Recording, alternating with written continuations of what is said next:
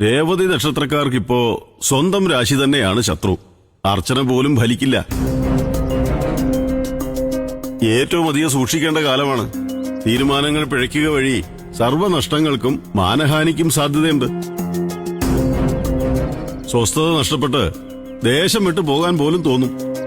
സമയദോഷകാലത്ത് സർവ്വസ്വാർത്ഥതകളും വെടിഞ്ഞ് സ്വയം നിയന്ത്രിച്ച് മുന്നോട്ടു പോകാൻ ശ്രമിക്കുക. ബാക്കി ദേവി നോക്കിയോളും.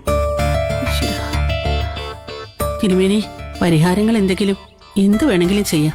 കാലദോഷം കാലനും ബാധകമാണെന്നൊരു ചൊല്ലുണ്ട്.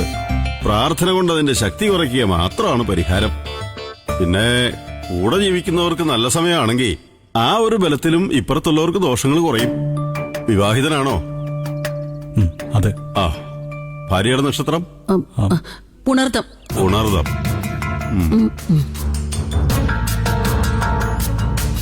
വലുതായിട്ടുള്ളൊരു ആശ്വാസമൊന്നും പ്രതീക്ഷിക്കണ്ട.